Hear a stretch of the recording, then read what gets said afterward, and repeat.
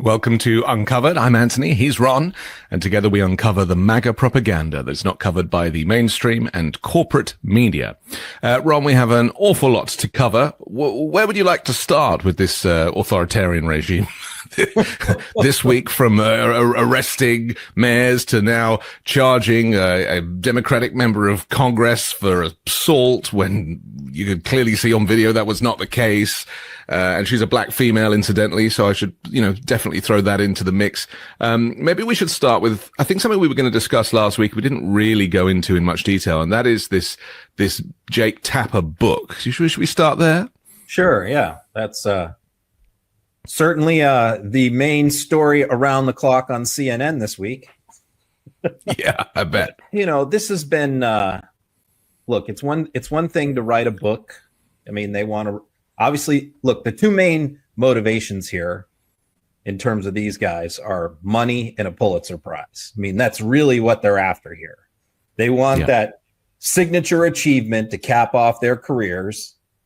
Obviously, they both get paid very well, but I think that that's really what they're angling for here. And look, if that's what they want to do, that's fine. I don't care about that. The main problem that I have is the fact that CNN, the network, has spent so much time this week and last week, and probably next week, having their hosts constantly promoting this book and the things that are in it. So it's literally like 24/7 programming about Joe Biden right now. And we have so much going on with Donald Trump, with Congress, so much corruption, so much going on with the budget that the American people have no clue about. Tariffs, foreign policy. I mean, every day there's a new scandal. Trump is meeting with his top 200 crypto donors, half of which are foreigners, tomorrow. And all of these stories that I write about every day are largely uncovered on CNN during their programming, but it's 24/7, by Jake Tapper's book, our lead host book. And so that's really the main issues I have is, number one is that, and not only that, because, you have all these journalists and people that aren't CNN hosts that are also promoting the book because they have their books that they want to sell and they want CNN to help them. It's a very incestuous business here. And so it's just, when my whole feed is filled up during the height of the Trump administration and budget negotiations for 2 solid weeks with journalists, and I follow hundreds of them, constantly talking about Joe Biden, it's driving me absolutely crazy. That's number one. And number two, now every Democratic politician or candidate for office, whether it's for president in 2028, every interview, they go on to talk about one thing, like Andy Bashir yesterday going on to talk about the devastating tornadoes that just killed and injured dozens and left hundreds homeless in his state, and he can't get FEMA disaster relief from this federal government. And the CNN host goes, okay, well, thanks. We've just done a minute and a half on that. Let's talk about the Jake Tapper book. I mean, these are things that are infuriating people. But this exposes, there's two issues, major issues as I see it, with the mainstream and corporate media. Firstly is there is a corruption baked into it by nature of media ownership. By nature, it's like an old boys club, right? I mean, why didn't they all boycott the White House, the correspondence dinner? Why not? Why was there not? That was an opportunity to kind of show unity against the regime, and yet they were all patting each other on the backs and doing what they normally do, albeit without a comedian this time. But I'm very much of the opinion that the rise of fascism and this authoritarian regime is inconvenient for American news media. It's an inconvenient distraction. They'd much rather be doing these hit pieces on Joe Biden, who we should offer our support to just in this moment after his cancer diagnosis, and just say that we are with him. Donald Trump said he had stage 9 cancer. a couple of days ago, and I Sounds just like, bad. if that's not proof that he fudges the numbers, then nothing is. Mm-hmm. But it is just proof to me that the ecosystem that they operate in is all about just low rent tabloid scandal. That's where they think the viewing figures are. To cover things like the arrest of or the charging, not the arrest, of a female congresswoman who was doing her due diligence at a detention facility. I mean, that's kind of come and gone. But the Joe Biden story, that's going to be with us for a while. Shall I show this? Go on, go ahead, and I'll show. I was going to say the other side of this coin is very interesting as they start their book tour, which is because I think that they've figured out that there aren't a lot of Democrats who are going to buy this book. So I think that realization is sinking in. And so they're starting to figure out that they need to add right-wing networks and podcasts to their book tour, because that's really the only people that might buy an anti-Biden book at this point. But even them, I don't think are especially interested, but they are relishing the opportunity to beat up on Jake Tapper. And so we saw, yesterday he goes on Megyn Kelly's podcast, and I watched it, and she just absolutely destroyed him. And so it's wrecking the credibility of CNN. It's wrecking the credibility of their hosts. And, I even have some journalists going, well, why are you beating up on them? You're discrediting CNN, and we need CNN to fight Trump. And I'm like, that's not, they're not doing the job. And so, because the right wingers are beating up on him for saying, how can you claim that there was this massive cover up for 4 years or even longer before he took office during the campaign, during the Biden presidency, by all these people, and you as the lead journalist on CNN had no clue? I was completely in the dark. I didn't know anything. And now all of a sudden I need to sell a book. And now all of a sudden, I just discovered that Joe Biden was old, and it's like right wingers are beating the hell out of him. And, I'm not sad about that either. Okay, well, let me show this clip of Jon Stewart roasting CNN on The Daily Show. Let's take a look. We're back with breaking news in our politics lead and a brand new excerpt from my upcoming book with Axios' Alex Thompson. It's called Original Sin. I'm not sure if you've heard of it. It's on Biden's decline. It's called Original Sin. I'm sure you've heard on May 20th. That's Tuesday.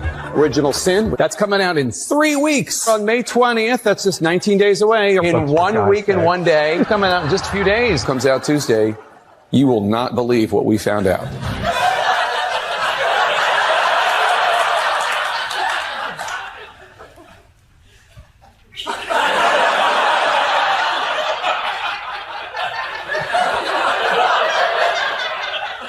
Don't news people have to tell you what they know when they find it out?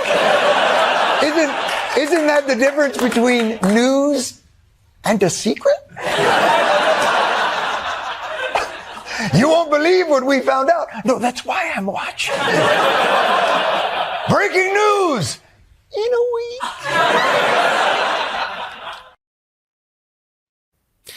So, I mean, Jon Stewart is the perfect person to kind of make these points, isn't he? But there's no self-policing, is there? I mean, the media is for profit.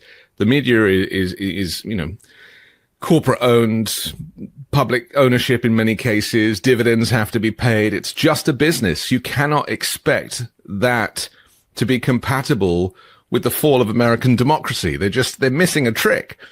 I don't know why they're not picking up on this. Well, if it's about that, I don't understand it either, because they're losing viewers. They're losing fans. I mean, this is purely anecdotal, of course, but I have millions of followers across multiple platforms that all watch CNN at some point, many of whom have left the network, and many of whom have said over the last couple of weeks they're never watching CNN again over this. And so I don't understand really the business model necessarily for the network, because I see in the faces of some of these hosts, like in the Pam Brown clip, many people like Pam Brown a lot, even people, and I do, and even people who don't like Jake Tapper like her. And so I'm watching throughout the programming day these various hosts having to bring up the Jake Tapper book in all of their interviews, no matter what it could be about, tax bill. And while I have you here to talk about the tax bill, I want to ask you about Jake Tapper's book. And it looks like, to me, their tone of voice and their faces, you can tell that they don't really want to do this, but they are being ordered to do it by their corporate bosses because Jake Tapper is their guy, right? He's their number one host.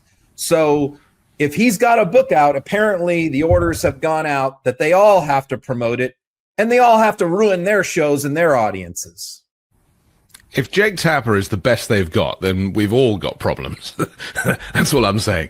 Let's move on to Elon Musk, because we discussed last week how he seems to have is slightly missing in action from his original post as being the star of the White House and basically upstaging the president as often as he could.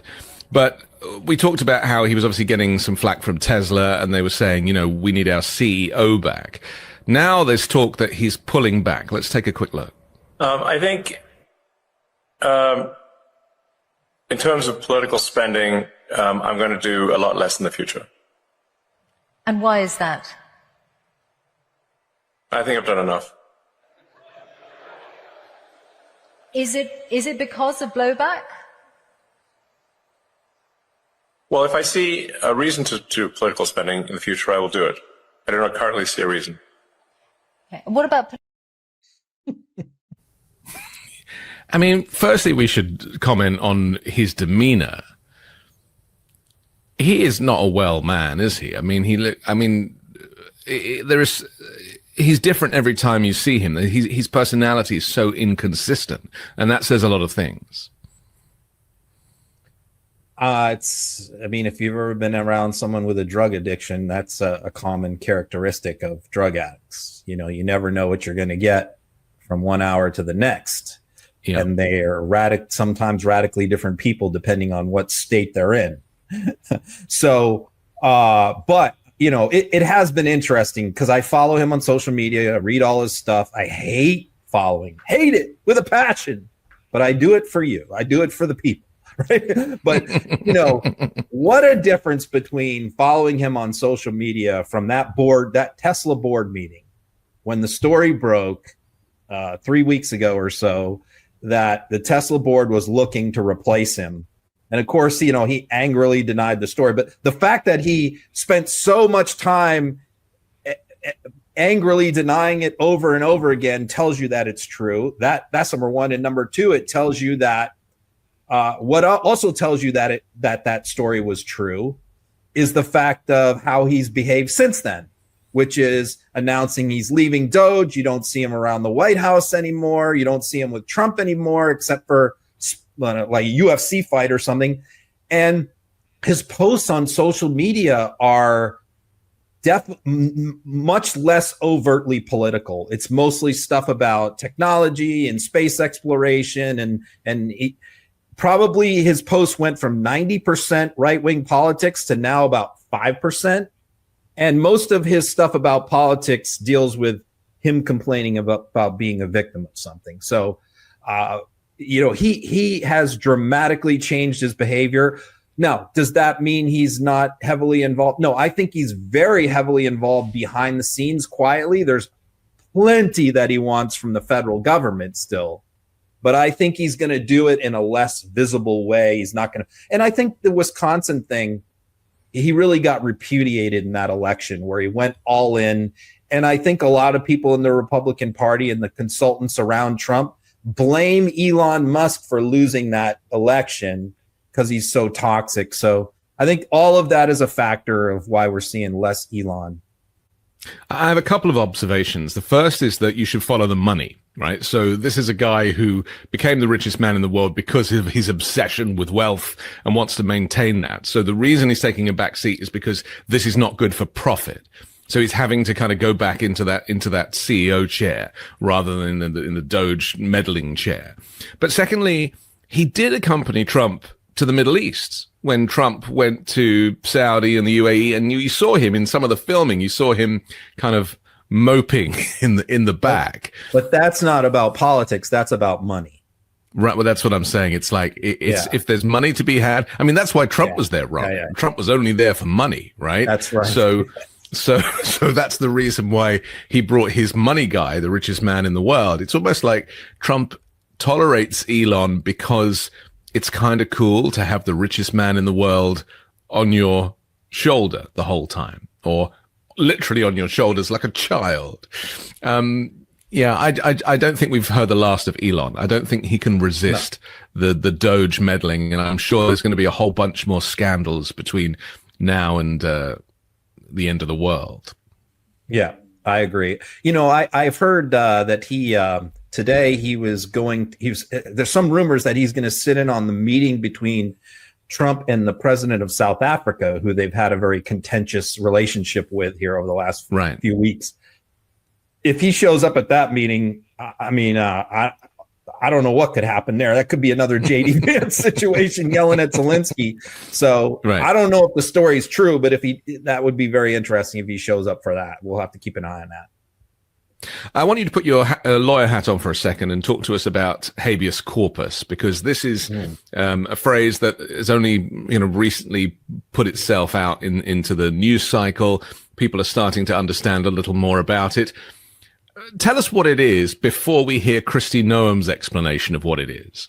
I mean, it's really the bedrock foundation principle of the entire Anglo-American judicial system. It really is.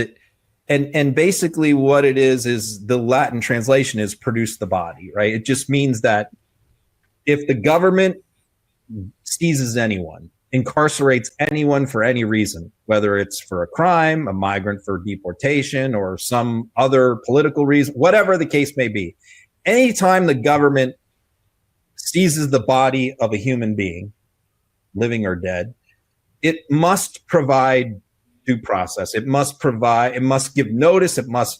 Can't keep it secret. You have to notify the world. It must be public.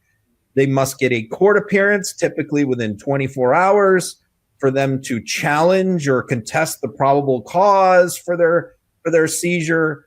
And they're entitled to due process, attorneys, all of that. But suspending that right, and there is a provision in the Constitution to do that in cases of national emergency. In other words,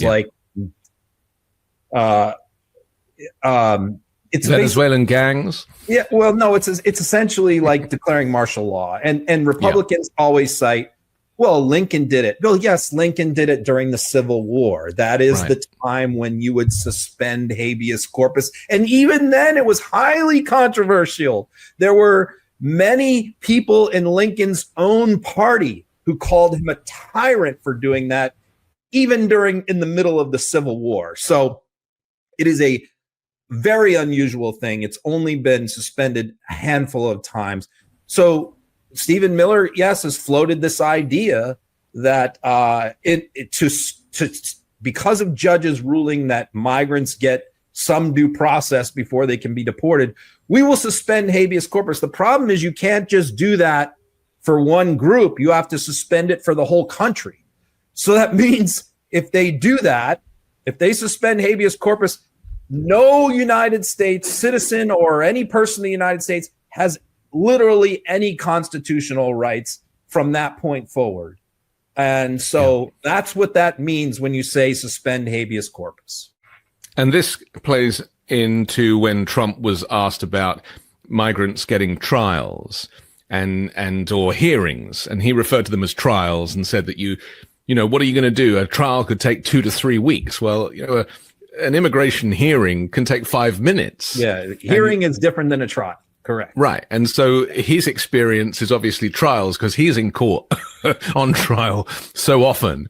And so the fact that the president doesn't know what an immigration hearing is, it's just, and subsequently they're going to suspend habeas corpus so that he doesn't have to give anybody their due process.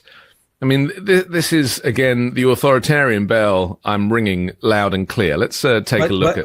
But the key point here is you can't just suspend it for migrants, for deportations. It has to be for everybody. For everything. Right. That's what the Constitution says. It's all or nothing. Yeah. Okay. Let's take a look at what happened in this hearing yesterday. So, Secretary Noem, what is habeas corpus? Well, habeas corpus is a constitutional right that the president has to be able to remove people from this country and suspend their right let me stop you, ma'am. Habeas corpus, excuse me, that's incorrect. President habeas Lincoln corpus, used it. Excuse me. Habeas corpus is the legal principle that requires that the government provide a public reason for detaining and imprisoning people. If not for that protection, the government could simply arrest people, including American citizens, and hold them indefinitely for no reason. Habeas corpus is the foundational right that separates free societies like America from police states like North Korea. As a senator from the live free or die state, this matters a lot to me and my constituents and to all Americans. So, Secretary Noem, do you support the core protection that habeas corpus provides, that the government must provide a public reason in order to detain and imprison someone? Yeah, I support habeas corpus. I also recognize that the President of the United States has the authority under the Constitution to decide if it should be suspended or not. It has never Let us be clear, though, it has never been done. It has never been done without approval of Congress. Even Abraham Lincoln got retroactive approval from Congress. I can't believe what I'm hearing, but I can totally believe what I'm hearing. I mean, they're just in their own world, aren't they? The authoritarian world is the president has absolute power. He can do whatever he wants. The Constitution is irrelevant. And, you know, they've completely sold their souls to one man. All because, you know, when they deport migrants and call them gang members, they don't want to give them a hearing to try and dispute that they're gang members. So because of that, that's why we have to suspend habeas corpus and strip all of America from their constitutional rights. That's basically the position. And look, this is Stephen Miller's thing. Do I think when Stephen Miller said that, anyone else in the Trump administration, Trump or the chief of staff knew that he was going to say that? Probably not. I think that was something that is in his head, suspending habeas corpus. I don't think there was any other higher up people in the Trump administration who was looking to do that, because that is basically like essentially a declaration of war on the American public. So I don't think but that's something that certainly Stephen Miller wouldn't hesitate to do, because he's a Nazi, he's a fascist. So when he said that, I think that what any normal administration would have done is rein him in, repudiate it, denounce that remark, or even maybe fire him. But this administration just goes silent, says nothing. So this is the first time the person who would be in charge of enforcing a suspension of habeas corpus comes in front of Congress and they ask her about it.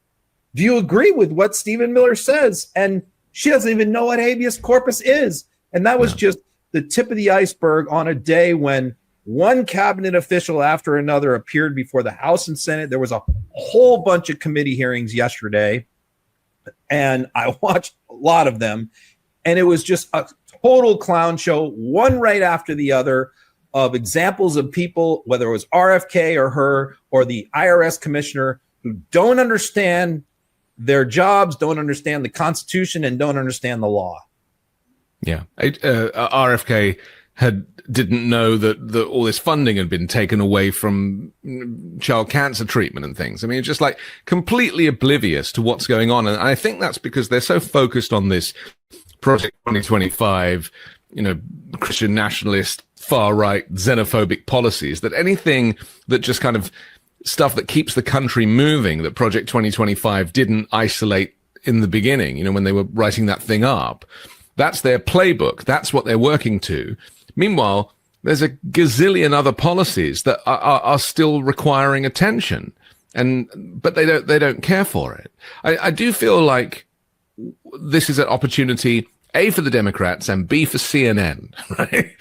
CNN can stop covering Jake Tapper's book, and they can focus on the fact that this administration is a clown show, and that the danger of having every single department managed by people who they're just not in it. Their heads and their hearts are not in it. They have another agenda.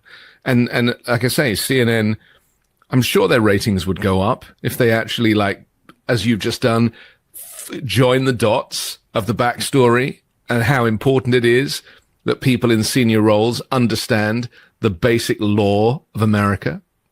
Yeah, exactly right. I mean, it's when you watched RFK yesterday, he's asked about ALS research, being canceled. That's right. Yeah. And he pivots to a diet. See, because they have their one agenda that they know and that they're focused on. And for him, it's nutrition and all of that. Okay, fine. But that can't be your answer to every question. Why is ALS funding cut? Well, we're not eating healthy. Oh, that's his answer to every question, because he doesn't know anything at all about the agency. No. He's in charge of this massive, sprawling public health agency. He's never worked in public health. He's not a doctor. He's not in public administration. He's never held elective office. He's an environmental lawyer. He knows nothing about the agency that he's in charge with. So that's all he can do, is just pivot back to his, internet agenda that he had for many years before he got this position. Josh Hawley had the opportunity also to question Kristi Noem, and he used the opportunity to talk about things other than what he was there to talk about. Let's take a look. Commit to helping for those 3 major disaster declaration requests that are pending. Will you help expedite those, Secretary Noem, and get those in front of the president, get those approved? We are desperate for the assistance in Missouri. Yes, absolutely. Thank Make you. sure the application gets to the White House as soon as possible. Fantastic. Thank you. And can I also have your commitment that if and when the president approves a major disaster declaration for this storm that just happened on Friday in St. Louis, will you expedite as much as possible FEMA individual assistance for those who qualify for it in the St. Louis area? Yes. And I want to tell you just how important that is, because as I toured these streets and walked and talked to the residents, what I heard over and over is many of these folks don't have insurance. Yeah. Many of these folks, they either got their homes from a family member, or they bought them from a family member, so they don't have a mortgage on the property, and therefore they don't have homeowners insurance. So, as you know, having been a governor, in many instances, FEMA assistance is going to be the only assistance that they're. Yeah. Okay. So let me be Josh Hawley if that storm hit New York. Yep. Screw them. Yep. Socialism. That's it. Yep. Up by the boots. If they didn't have insurance, that's their fault. Tough. Right? Yeah. So that is a very interesting interchange right there, because first of all, Noem is full of shit. All of her answers, that whole exchange was nonsense. Okay, because Trump and his FEMA director and his Secretary of Transportation, all of them have said they want to abolish FEMA. They don't want the federal government providing disaster assistance to community, and they haven't. People in Western Carolina saw a lot of the disaster relief to them cut off as soon as Trump took office. There are people there have been major tornadoes and storms in Mississippi 2 months ago that devastated an entire area. None of them have received a penny of assistance from the federal government. This is happening all over the country. Kentucky, Missouri, Mississippi, Louisiana. Natural disasters are continuing to happen, as they do, but now they're not getting any funding from the federal government. And remember, when Trump was running for president, every time a storm hit somewhere and FEMA would go in there, he would scream and yell and say, they're not helping anyone. They're not doing it. They're only giving them $700, right? Well, the Biden administration bent over backwards to help people after natural disasters, did everything that they possibly could. The Trump administration is openly admitting that they are not going to do anything for anyone with FEMA. So now you have a senator, Josh Hawley, a ardent Trump supporter, whose state has just been devastated by a storm. FEMA is blowing them off as they blow everybody off. And then Noem comes in front and he says, will you pull some strings for us and help out Missouri? And she says, oh yes, of course I will. Now, what if that was a Democratic senator from a Democratic state asking those same questions of Kristi Noem? Would she say, oh yes, I will help you? No, she would not. So this is the blatant hypocrisy of these people. It's not just blatantly partisan, but it's also an expose that even Josh Hawley recognizes that the authoritarian regime has gone too far, and that you have to duck and dive to try and, even as a Republican state, I mean, North Carolina still hasn't received any funding for disaster relief. And so what lengths are even these Republicans going to have to go to get money out of Donald Trump and the federal government for disasters? It's biting the hand that feeds them. It doesn't make any sense. It's like, it's not just two sides, left and right. There's also these factions who are having to somehow negotiate their way around Trump's disorganized government. And we really, really have to watch if the Trump administration, as they did during COVID, is going to start playing games with disaster aid, where, they're going to provide funding and aid to Republican areas that get hit by a storm, but not to Democratic areas like California with the wildfires, right? So that's already started. If they just cut it off for everybody, okay, then they're just horrible and terrible people. But if they start doing that, then that's going to be a big problem, because the problem is you have a lot of Republicans that represent New York, for example, in Congress. Right. And so when you say, oh, screw New York, it's a Democratic state, you're going to have those handful of Republicans that are going to go crazy. So. Let's talk for a second about the IRS, because Billy Long, who's the new guy in charge, very interesting character. I don't know much about this guy. Just before I play the clip of him, tell me about Billy Long. So Trump appoints Billy Long as the IRS commissioner, who knows nothing about the IRS or taxes, which, of course, par for the course. Yes, convenient. Is Billy Long an accountant? No. Is he a tax lawyer? No. Is he a lawyer? No. None of those things. Okay. Did he graduate from college? No, Billy Long did not graduate from college either. Billy Long graduated from the Missouri auctioneering school. And so his career was, he was an auctioneer in the Ozark Mountains of Missouri. Yeah. And he was a legendary auctioneer. I have seen clips of him and videos of him up there doing his thing, talking a mile a minute.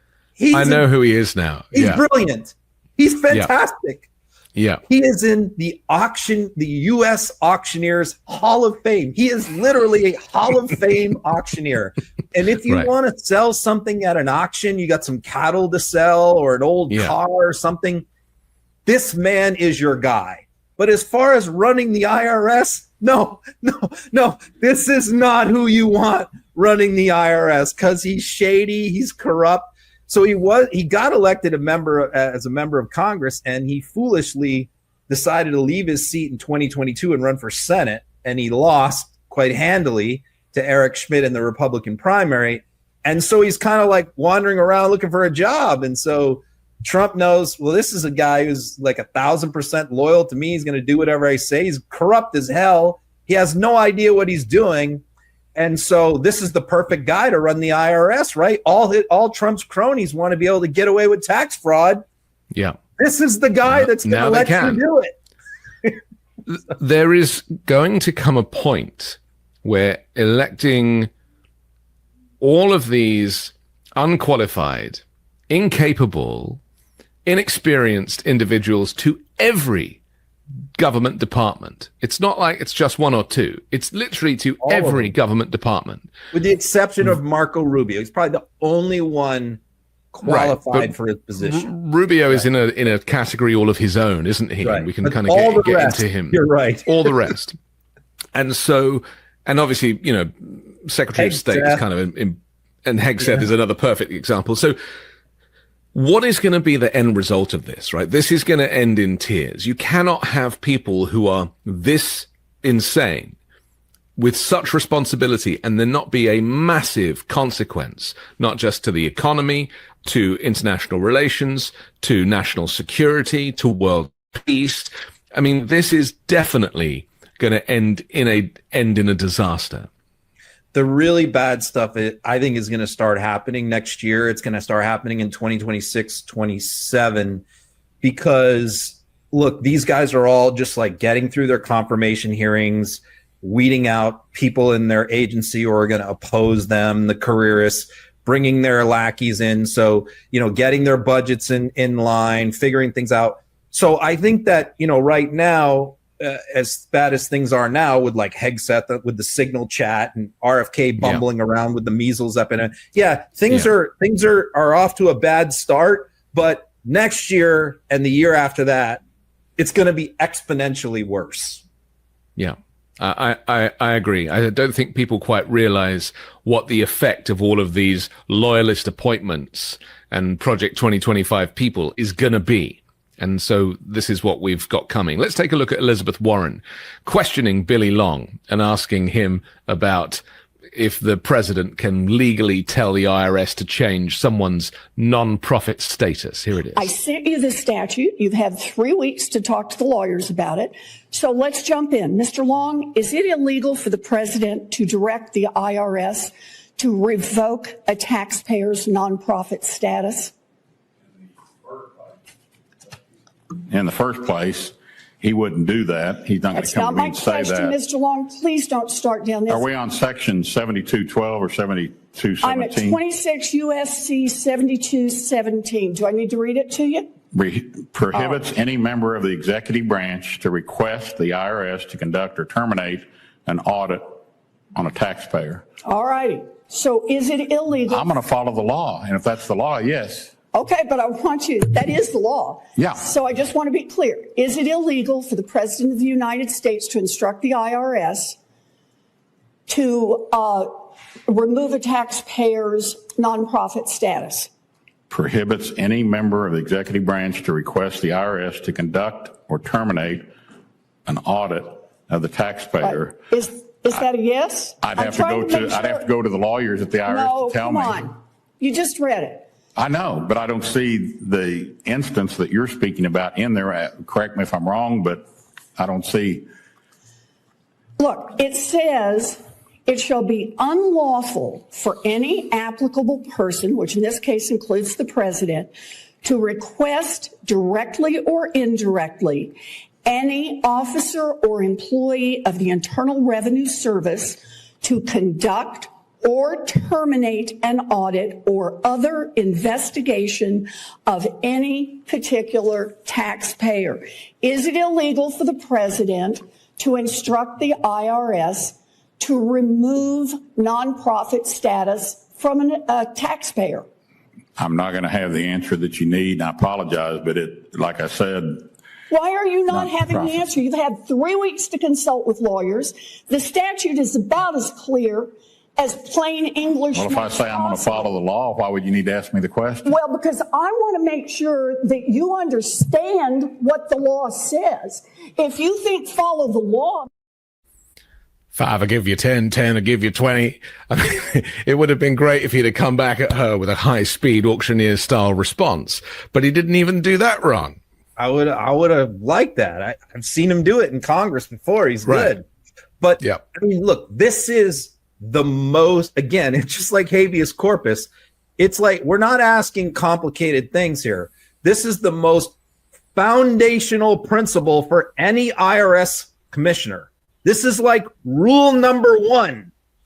No one in the executive branch can order you to audit a citizen, and no one in the executive branch can call you and tell you to strip a nonprofit of its nonprofit tax exempt status. Like, that's not allowed. Congress passed a law making sure that doesn't happen. It's literally like rule 1 as an IRS. So she's just asking him, do you understand that if the president calls you and tells you to audit someone, you're supposed to say no because this is the law? And he can't agree with that. I mean, it's just flabbergasting. Now we know what Democrats are for in this moment in history. Their job is to point out to all the sane people in this country that the Trump regime has no clue in how to operate a government, let alone the American government. And so I really hope that Democrats recognize how useful they are, because Elizabeth Warren, like her or hate her, I personally really am a big fan. She is a perfect person for this, kind of school teacher style, to kind of school these idiots. She treated into him like knowing a seventh grader. Exactly. Listen, we have to take a quick break, but I want to come back and talk about the Jeffrey Epstein files and the news out of with Kash Patel and all the rest of the craziness. We'll do that next here on Uncovered. When you start a podcast, it seems like you have to figure it all out on your own. Scripts and setup and filming schedule, logos.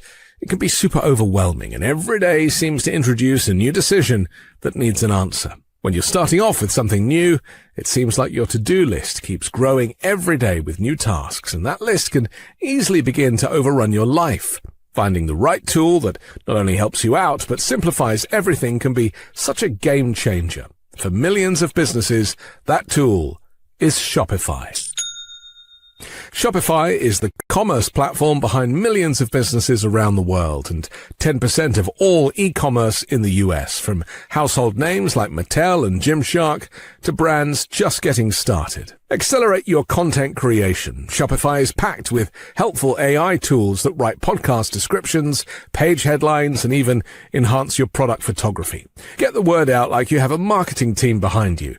Easily create email and social media campaigns wherever your customers are scrolling or strolling. And best yet, Shopify is your commerce expert with world-class expertise in everything from managing inventory to international shipping to processing returns and beyond. If you're ready to sell, you're ready to Shopify. Turn your big business idea into with Shopify on your side. Sign up for your $1 per month trial and start selling today at shopify.com/uncovered. Go to shopify.com/uncovered.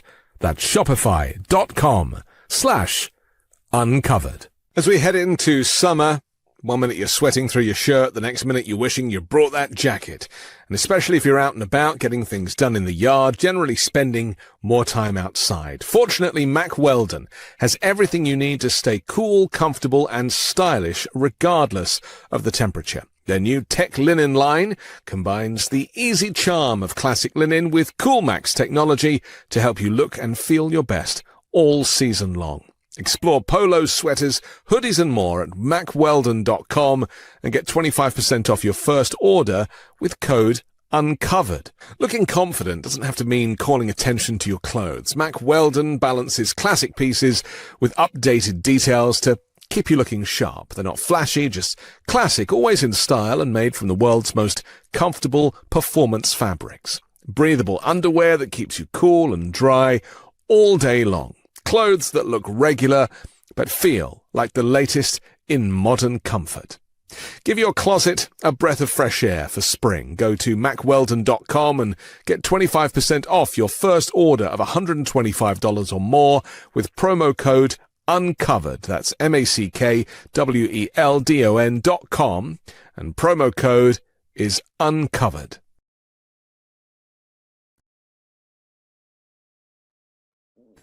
And you can find links to our sponsors in the description below. Ron, I think a lot of Republicans were very disappointed that the Jeffrey Epstein files were not exposed as the MAGA Republicans were promising.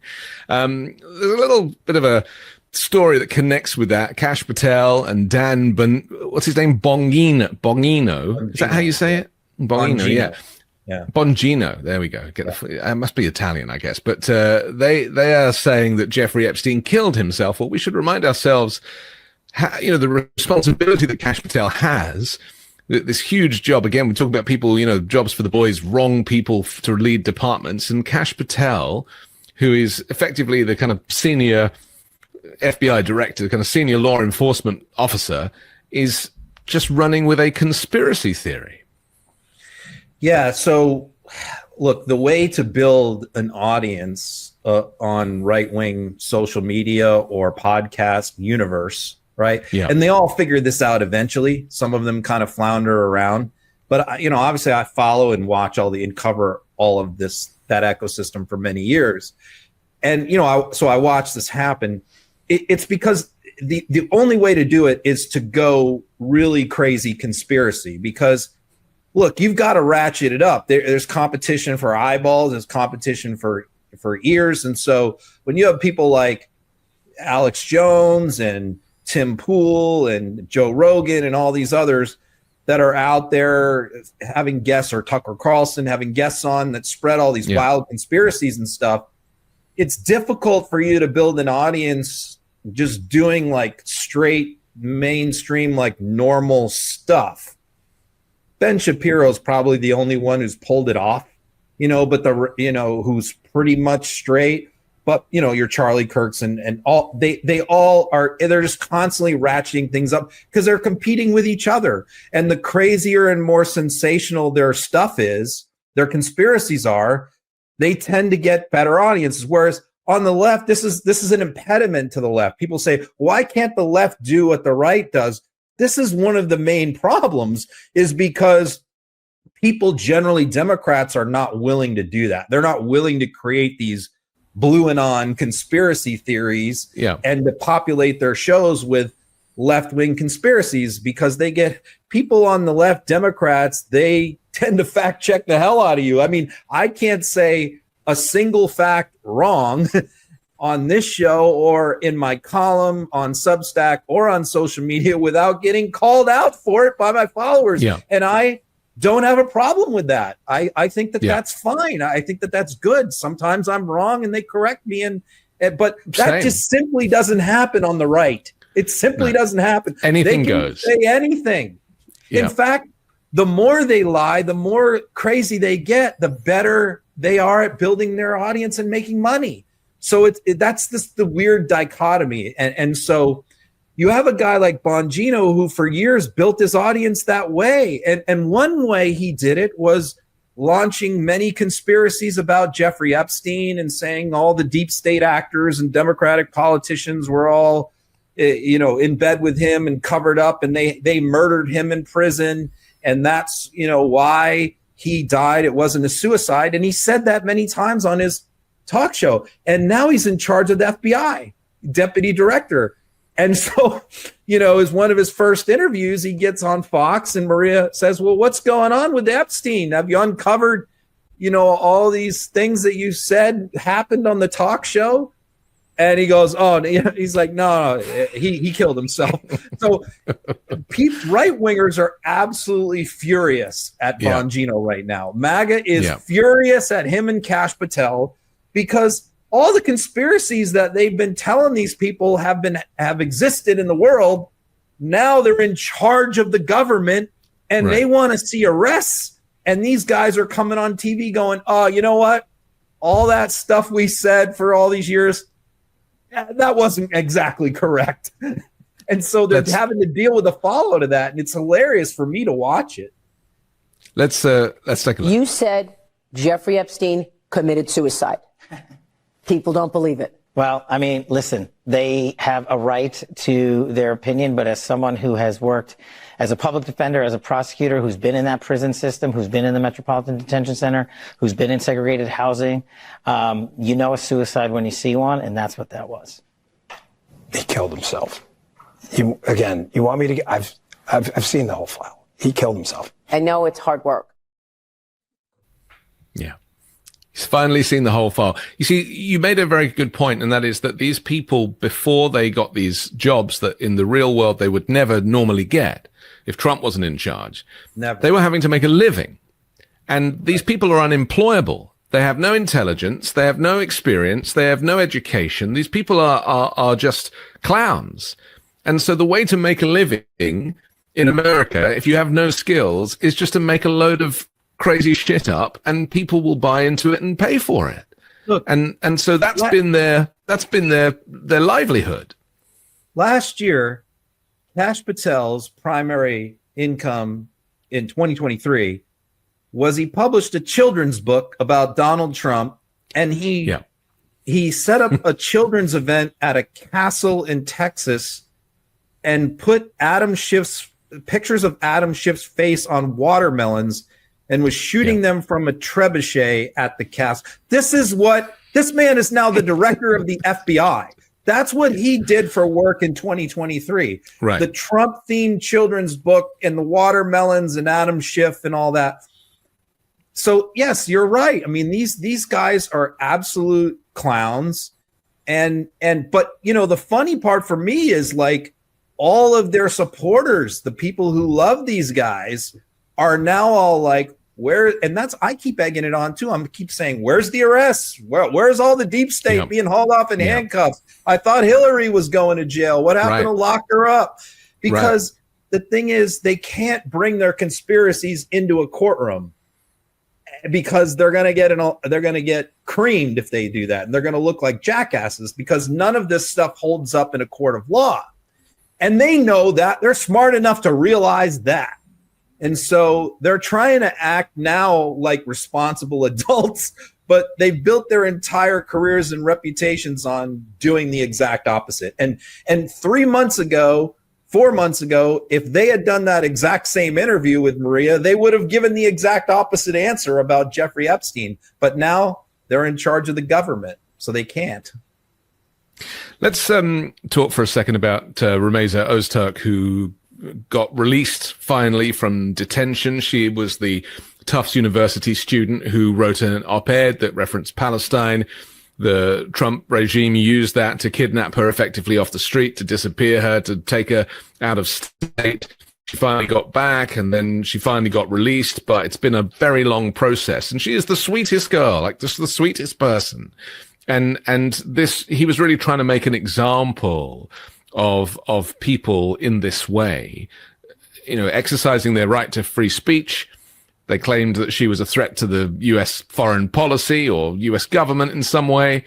So Marco Rubio, who a lot of people are saying, because he is a kind of Cuban immigrant, or his parents, he's second generation, but that really he should not have such a hardline view on immigration the way that he seems to. And I don't buy that. Even immigrants can be racists too. And he's obviously trying to get into Donald Trump's good books by being a kind of super right-wing individual, if that's not his politics anyway. But he finally got grilled about this. I've been waiting for this. And it was Van Hollen who had actually, went to try and get Kilmar Abrego Garcia out, wasn't it? Who kind of is questioning him here. Just tell us kind of your view on Rubio in this moment. Do you also feel, as I do, that it's a bit of a distraction, thinking that just because his parents were Cuban immigrants, that he's going to somehow be soft on immigrants? All right, let me give you my personal experience with Marco Rubio, because Marco Rubio is the last Republican I voted for president. And I voted for him in 2016 against Donald Trump. You have form on this. That was the last time that I voted for a Republican for president. And so when he did not get the nomination and Trump did, that was it for me and my voting for Republicans for president. So, and I knew Marco Rubio, I was from Florida, and I was in 2010, the president of the largest Republican club on the West Coast of Florida. And that was the year that Marco Rubio, former Speaker of the State House of Representatives, decided to run for Senate for the first time. And the number one problem, and he wanted to speak at my club, because of course I had the largest club, and he was pretty well known in South Florida, being from Miami, but people on the West Coast, which was heavily Republican, did not know Marco Rubio. And so he was born in Miami. Club. We should remind people he was born in Miami. He's not, he didn't come with his parents as a child or anything like that. No. And I had to introduce him to my club, which was very conservative and very old and very white. Okay. And so the number one thing I heard from the members of the club was he's soft on immigration. And he was very liberal on immigration when he was in the state house and when he was speaker. Interesting. Yeah. And so I had lunch with him prior to speaking. It was me and like three other club presidents from the area. Had lunch with him, and we told him this. We said, look, you're flying into a little bit of a hornet's nest here when you go into these meetings with our clubs, because people perceive you as very liberal on education and stuff like that. I mean, on immigration. And so he was a little surprised by that, but I watched him during that campaign for Senate change his position on immigration once he became aware that this was a problem for him in the Republican primary. And I watched the subtle ways that he started changing the way he talked about it, the way he addressed it and stuff like that. So I think this is an issue where he was very sympathetic to immigrants years ago because of his parents and because of the Cuban experience and other Latin American immigrants in South Florida. But I think that he realized back then in 2010 that his ambition to become president, he had to set that aside because there was no way he was going to do that as a Republican, in the modern Republican Party. So I saw him sacrifice that years ago. But I think what was also brought up by others in this hearing was in the Senate hearing, among the senators was a consistent theme of, we thought we knew who you were, but you are our colleague for 12 years, 14 years in the Senate. We knew you as very pro-Ukraine, very pro-NATO, very reasonable when it came to immigration. And now you've become this like MAGA crazy, weird person. It's almost like you're not Marco Rubio anymore. I don't know who you are anymore. And I think when Trump was asked a couple weeks ago if he views J.D. Vance as his successor, and the first thing Trump said was, well, I don't know about that. Marco Rubio's doing a good job. I think that was like ding, ding in Rubio's head, where Rubio is like, holy shit, I actually have a shot here at being president again as Trump's successor, but I got to go full MAGA. And I think that that's what he's doing right now. He's decided to become Donald Trump Jr. Yeah, right. And he's unrecognizable to the people who knew him best just months ago. It's so sad, just ask Gavin Newsom about his ex-wife and how she changed completely. He goes to Kimberly Guilfoyle. He's like, she changed. And I think this is the power of the MAGA movement. And we should not deny how strong it is for people, especially those seeking to climb the ladder. Let's take a look at Marco Rubio being grilled and just see how his energy changes when he's pushed on this. He's not pulling any punches. Privilege. People apply for student visas to come into the United States and study. And if you tell me that you're coming to the United States to lead campus crusades, to take over libraries and try to burn down buildings and acts of violence, we're not going to give you a visa. Is that what Ms. Ostork did? We're not going to give you a visa. Is that what she did? Come on, Mr. Secretary. And every single one of these cases, the factors are different. The bottom line is, if you're coming here to stir up trouble on our campuses, we will deny you a visa. And if you have a visa, First Amendment apply to we'll revoke it. In the United States? And we're going to do more. There are more coming. We're going to continue to revoke the visas of people who are here as guests and are disrupting our higher education facilities. People are paying money. These kids pay money to go to school, and they have to walk through a bunch of lunatics who are here on student visas. Disrupting the foreign policy of the United States. I want to do more. I hope we can find more of these people. Pathetic, Mr. In fact, the other day, some guys led a riot. I forgot what university it was, and I asked, please, can you find the arrest records of all the people that were arrested at that riot at that campus? Because if any of them have a visa, we're going to revoke it. I feel so much safer when we lock up people like Ms. Ostork, Ms. Secretary. We've had enough time on the subject. Thank you very much. And we're going to move to Senator Lee. They need to be called out in this way because they're not hearing it in their MAGA circles, are they? So they really need to be held to account about how ridiculous it is to blame an innocent woman for writing an op-ed or contributing to an op-ed years ago and claiming that threatens national security. Yeah, I mean, that's the point. Like, no one disputes that if some foreign student comes to the United States and burns down a dorm, that they should lose their visa and be sent back. I mean, no one's disputing that. But that, what he wants to do is he wants to take a case of someone who was locked up for writing an op-ed and equate that to like people who are burning buildings on campus or something. And that's what Van Hollen was trying to say. It was like, this is apples to oranges. What are you doing here? And it's just gross. Look, these foreign students pay tons of money to come to the United States and study here. And I went to a university which was majority foreign students. It was U.S. students were a minority, and it was a phenomenal experience where all of us got to learn from each other all around the world, and then they go back to their countries or to decide to stay here. It's good for everybody. And so they are declaring war on foreign students. They are saying that all students on college campuses in the United States have free speech rights. They can write for the student newspaper. They can protest. They can give opinions, but not foreign students. If a foreign student participates in any of those things, they get kicked out of the country. And that's not it's an extension what this all about. Right. It's an extension of the Muslim ban.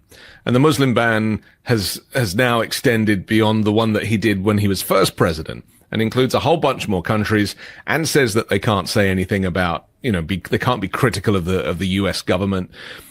Again, I'm ringing the authoritarian bell. We have to categorize this as it is intended. Their intention is for a kind of white American race that does not have people wearing hijabs or even talking about the Palestinians. And all Rameza Öztürk was doing was basically standing up for Palestinian rights. But it's also part of the war on universities too. Yes, the and seizing education, endowments, going after the university presidents, accreditation rules. And this is and taking away foreign students, which is a source of income and a source of learning and knowledge, because this also applies to foreign professors as well. It's all part of their war on academia.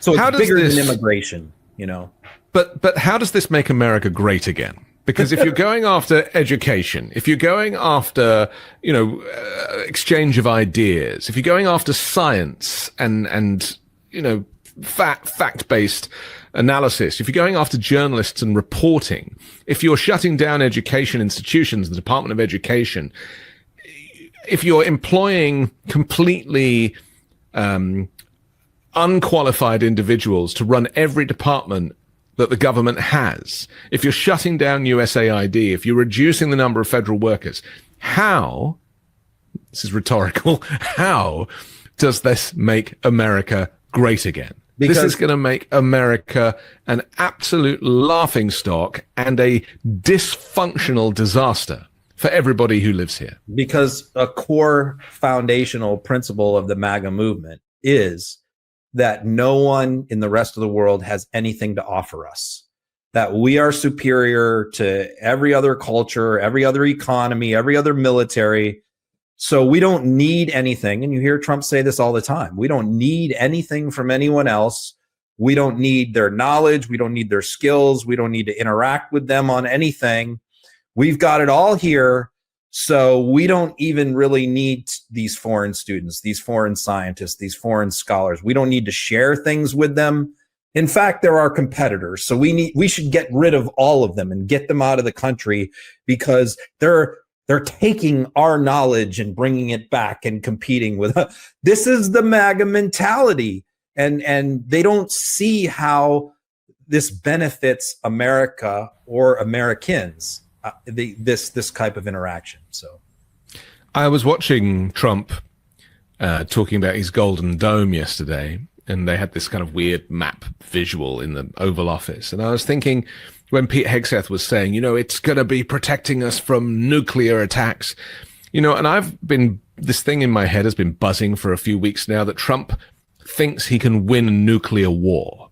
That's how dumb this guy is, right? And I mean, he talked about nuking hurricanes before and was held back. There's no one to hold him back now. I'm sure Hegseth would love to press a few nuclear buttons if he had the opportunity.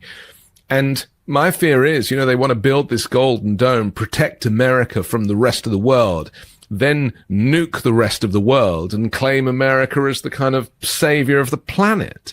I mean, it sounds like the stuff of science fiction, but I wouldn't put it past these people. This is how nuts they are. They have no point of reference. They don't understand the way the world works and America's place in it.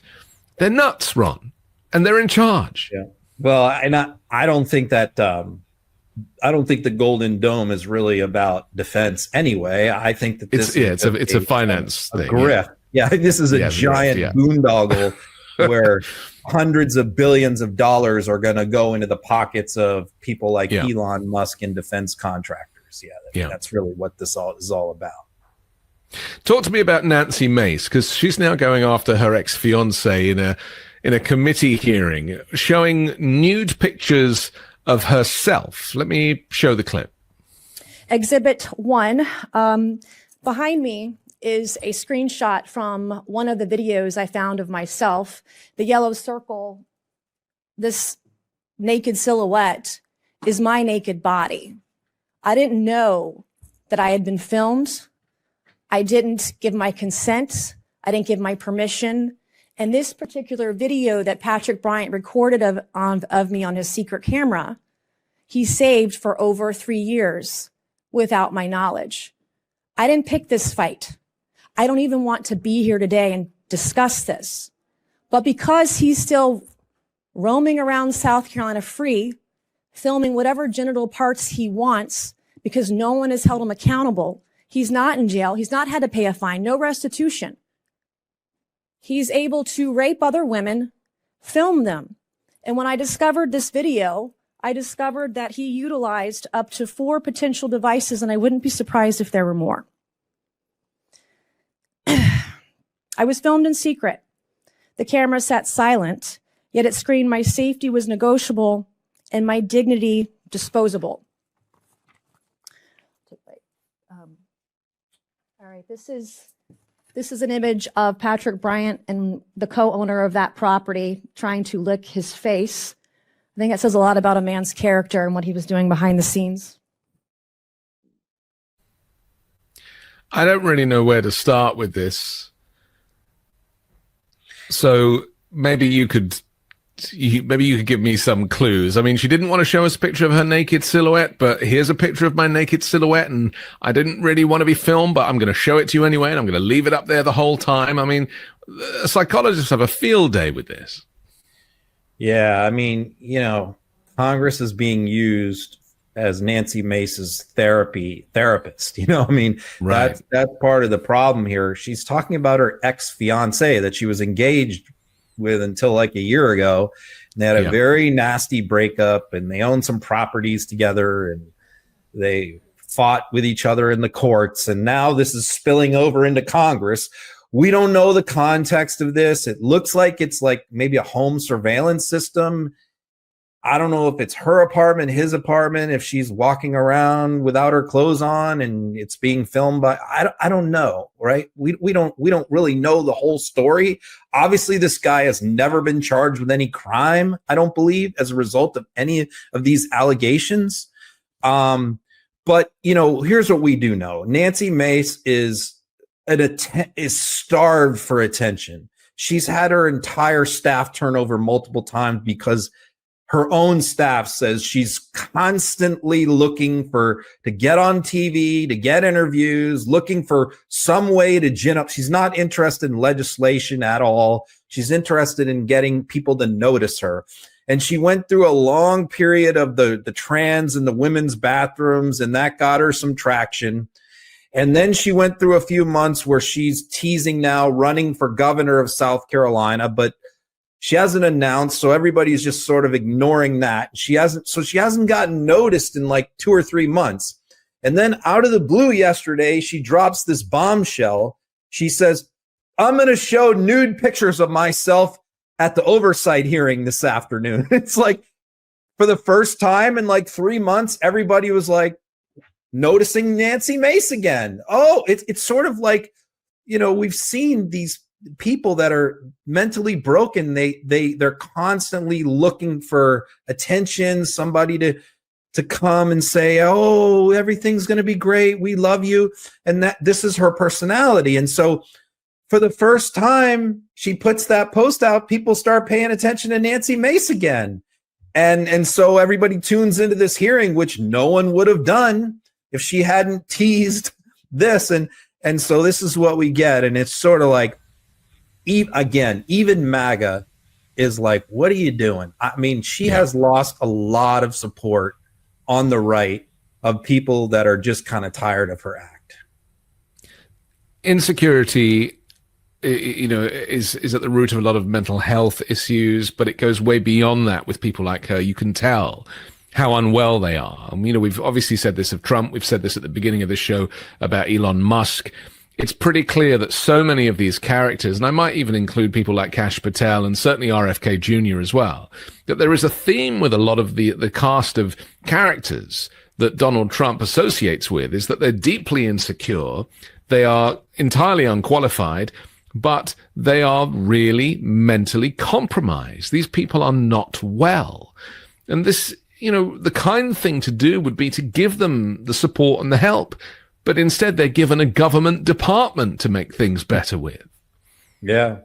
And so they make everyone else's life miserable as part of their therapy. I don't, it's just, but yeah, I think she's definitely overshot the mark here.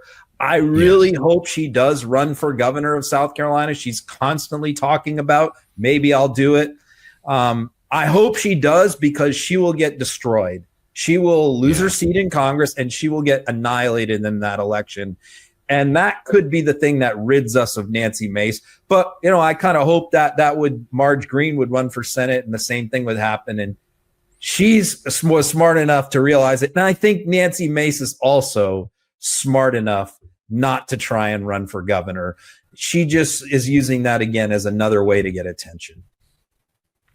We're talking about how people stand up to Trump. They're just very much on his gravy train, and they've sold their soul to this movement. But talk to me about Mike Lawler, because he's been taking some subtle shots at Donald Trump on Fox News and saying, I'm not going to sacrifice my constituents and throw them under the bus, in a bad faith negotiation. What's the story here? Well, the negotiations on this are going on as we sit here and speak. There's this great civil war in the House Republicans over this SALT thing, which is basically like half the states or so in the United States have state income taxes, right? And the majority of them are Democratic states, not all, but the majority. And so in the past, you could always take the amount of taxes you had to pay in local, because it's not your income. You don't get to keep it.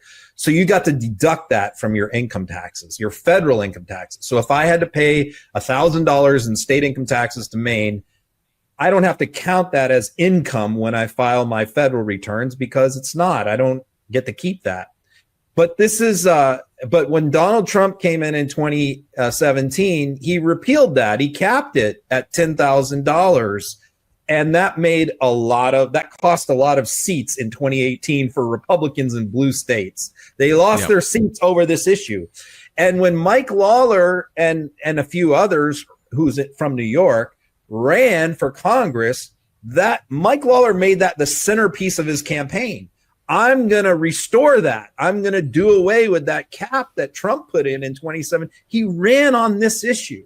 And many other Republicans in states like New York did as well. Like Elise Stefanik is very much in favor of doing away with the SALT cap. But you have many right-wing Republicans in states like Texas or Florida that don't have state income taxes who don't want this deduction, because it does cost a lot of money in tax revenue. So this is the war that's going on. Well, what happened is last night, well, first of all, Trump rolled into Congress yesterday and said, we're not doing the SALT deal. No SALT deals. He said this yesterday.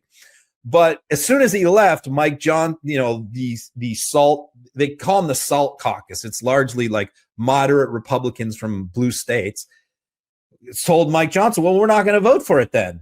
And so he made a deal with them like midnight last night that he was going to raise the SALT cap from 10,000 to 40,000. Okay, all right. So it looked like a deal was done, except that caused all the Freedom Caucus members to barge into his office today. And as we're sitting here, last I checked, they've been in his office for like 2 hours because they're pissed. They don't want to do it. So this is the problem. This is the number one problem right now, I think, with getting the budget passed. And Mike Johnson is now saying he wants a vote late tonight, but I don't know if the votes are there. And it's all over this very contentious issue over the SALT tax. And Lawler is basically screwed because if this doesn't happen, I mean, he's in a 50-50 district. He's going to have a really hard time, him and others, hanging on to their seats. Let's take a look at the showdown. That the president reportedly said to you with regard to this, I know your district better than you do. If you lose because of SALT, you were going to lose anyway. What do you say to those 2 points? Well, respectfully to the president, I've won 3 times in 2-to-1 Democratic districts because I know what the issues are impacting my district. Did he say that to you, Congressman? Is that an accurate quote? It is, and here's the truth. I'm one of only 3 Republicans that have won in a district that Kamala Harris won. So the fact is, I know my district very well, and there's a reason why I've been successful. I respect the president. I know how important it is to pass this bill. Allowing the tax cuts to expire would be catastrophic. It would be the single largest tax increase in American history. But I'm not going to sacrifice my constituents and throw them under the bus in a bad faith negotiation, which is what this has been by leadership and Jason Smith. We could do with more Mike Lawlers, couldn't we? Just kind of highlighting the inadequacies of Trump policies because they kind of have a conscience about their constituents. Well, I mean, yeah, I mean, either that or it's pure self-interest. I mean, he can't survive. He might not be able to survive the next election if he doesn't make this happen. And so, and like I said, he's not the only one. I think there's 5 Republican members of Congress from New York. 4 of them are very much pro raising the SALT level. The only one is Nicole Maliotakis, who I think is from Staten Island. So it's the ones from the wealthier areas of New York that are part of the SALT caucus, and she is against it. She tried to crash their meeting earlier this week and show up at one of their strategy meetings because she's like, well, I'm the only New York member of Congress that isn't invited to this meeting. Yeah. And they threw her out. They said she was sent there as a spy for Mike Johnson. They threw her out of the meeting. This is the dysfunctional Republican Party. Let's talk about Seashell Gate. This is obviously a major issue for James Comey, who is the former FBI director, as we know, the guy who potentially derailed Hillary Clinton winning the 2016 election by claiming that her email server was compromised just a few days before the vote, and a whole bunch of other things. He has gone on vacation and he has found some seashells on the shore, and he has posted the image, and it has blown up because it says 8647, 86 being a term, I guess, for doing somebody in, 47 Donald Trump. Is this an innocent mistake on James Comey's part? Because I mean, I think he's an idiot anyway. I'll be honest. I've never had a huge amount of respect for this guy. Yeah, the guy's a freaking idiot. Yeah. Right. But but at the same time, you know, was this an innocent mistake, or was he just trying to kind of get back in the newspapers? I mean, I don't think it was look. I don't particularly buy all of his story. I've heard his interviews about this, but I mean, it's just the absurdity of it is the MAGA reaction, the reaction of a lot of Republicans to what he did. I mean, he posts a picture of these seashells on the beach, 8647. Now, everybody is in the 86 is a common term in the restaurant industry. It means we're out of something. Like 86, like we don't have it anymore. Cancel this. It basically means like you can't sell this anymore because we don't have it, right? So, I mean, it's kind of like a slang term for get rid of so 86-47, let's get rid of Ford. Some people can interpret that as impeach him, vote him out, whatever. But of course, Republicans hate James Comey with a passion. They view him behind all the Russiagate stuff. And so, whenever he or somebody like him, like a Schumer or a Swalwell, does anything, they blow it out of proportion. And so immediately they wanted him arrested and charged with plotting to assassinate. And they had all these conspiracies that this was a bat signal to sleeper cells. This is what they were saying, that this was a signal. He posted this on Instagram. I mean, who the hell follows James Comey on Instagram anyway? No, and who cares? Yeah. And the idea that this guy who hasn't been in government in, I don't know, 8 years now it's been, is controlling sleeper cells of assassins in the United States. And the way that they interpreted it, that this was his signal to tell them to assassinate Trump. I mean, this is the mentality. And this is not just cranks like Alex Jones. This is like all of them. This is like members of Congress and saying this. So again, I think it's amusing because they're in charge of law enforcement. So I immediately jumped in on this and I'm like, where's Pam Bondi? Why isn't there arrest? Why isn't Comey in jail? I mean, he actually got visited by the Secret Service and they interviewed him about this. That's how absurd our government is right now. But of course they can't arrest this guy. If they arrested him, a judge would throw this out the next day and they would look like idiots. So they have this constant problem where they're trying to manage these freaks and weirdos that are in their movement when they're in charge of the government. And the more and more they keep having to tell these people, no, we're not going to do anything about your conspiracies, the worse it's going to get for them. Let's take a look at James Comey trying to explain himself. You are held to, I think, a different standard, that you're in the spotlight in a way that a lot of people aren't. Do you think that makes it even more incumbent on you to be careful about things like this? Sure. If you have any inkling that there's a problem. But they were talking about seashells at the beach that my wife and I stood over trying to understand what it was. And she said just what you said in the intro, which is she was a longtime server when we were in school. And she said, yeah, that used to mean it was a kitchen a phrase to say 86, meaning to get it off the menu. And I thought, well, that's a clever political message. Never occurred to me, and actually still doesn't, that it's associated with violence. It still doesn't, even though people have pointed it out that it has been used in that context? Yeah, I've never seen it used in that context or heard it used in that context. I haven't either. So, I mean, I'm with him on that. I'm not sure I buy the whole seashell story, like how the origin story of how this happened. But look, that's not really the point. The point is their reaction. It was nice to actually see, as we know, we're not James Comey fans, but it was nice to see a serious person, intelligent, who was eloquent and could speak in complete sentences. You see, I think sometimes we forget quite how insane and chaotic this new regime is and how there isn't really a brain cell between them. And yet, you bring someone in, even a controversial character like Comey, and it's like, oh yeah, that's what it was like when you had like career professionals running departments and actually knowing their job. It's a kind of reminder of the past. Right. I mean, 100% believe him when he says, I didn't mean this as assassinate. I just meant like we should get rid of him, get him out of office or something, I believe that part of the story.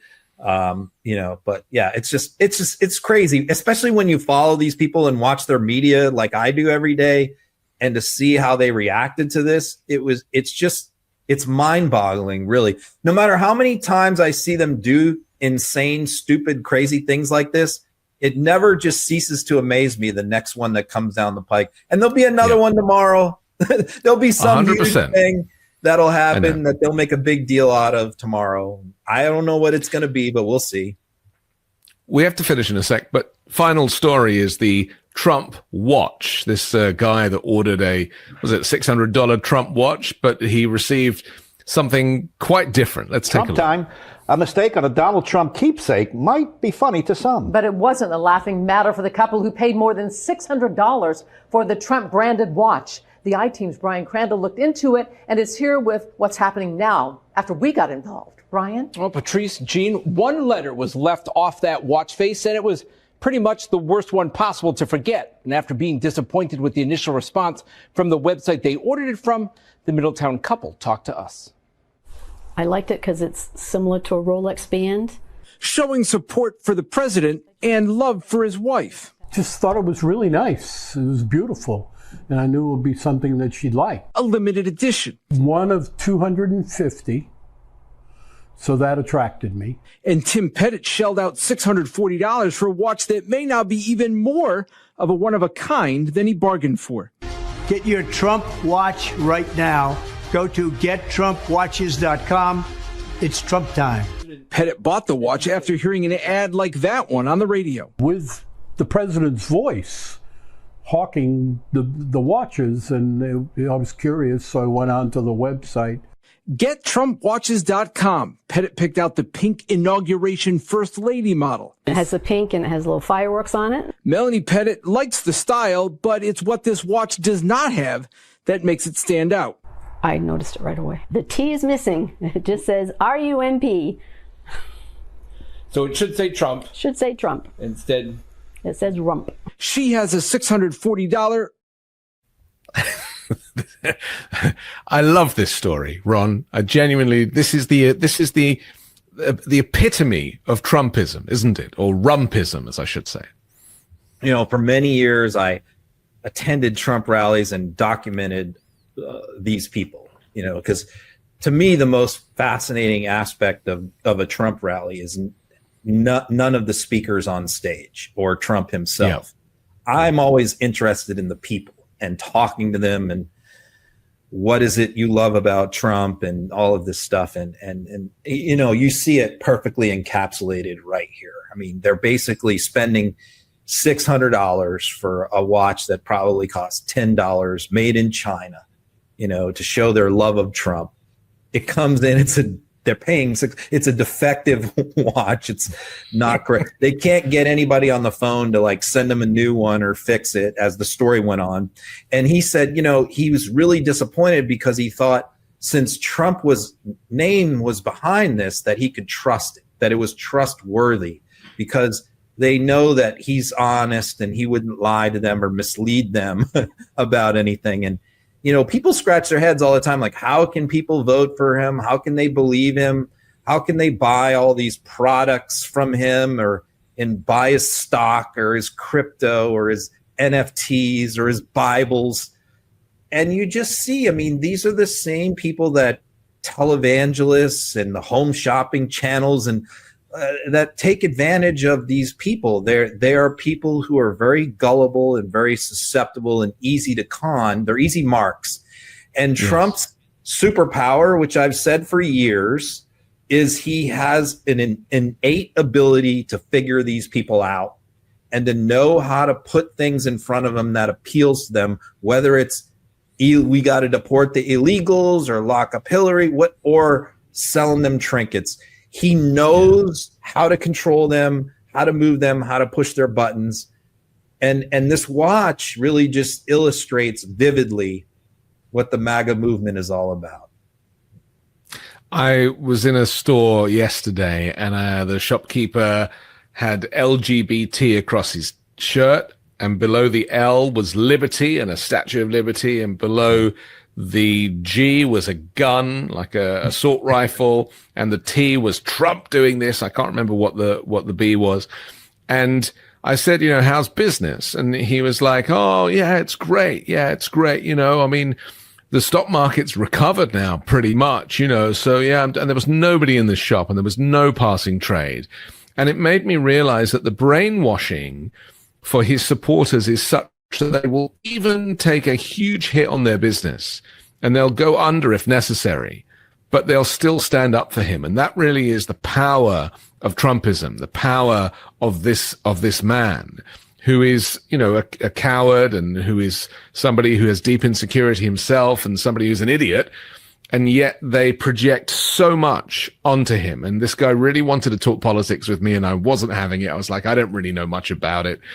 But it was a a very interesting exercise in seeing how a retailer, this guy ran a little trinket shop, that he was taking it on the chin for Trump.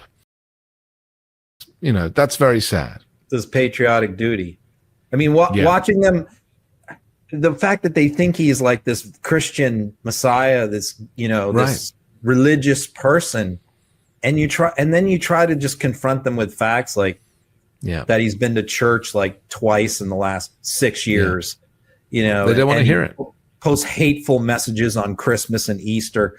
Like you can't talk to like they're so far gone. And again, these aren't all Republicans. These are the MAGA people who go to the rallies and stuff, which is still tens of millions of people. It's really truly frightening. But this is his power base. This is who finances his stuff, and he is a master manipulator. He's very good at it. I've seen it at the rallies. I've seen how they respond to them, and so it's sad in a way, but in another way, it's like, you know. This is where we're at. You get what's coming to you. I'm sorry. Yeah. Okay. Which is a rump watch that you paid $600 for. That's right. Yeah.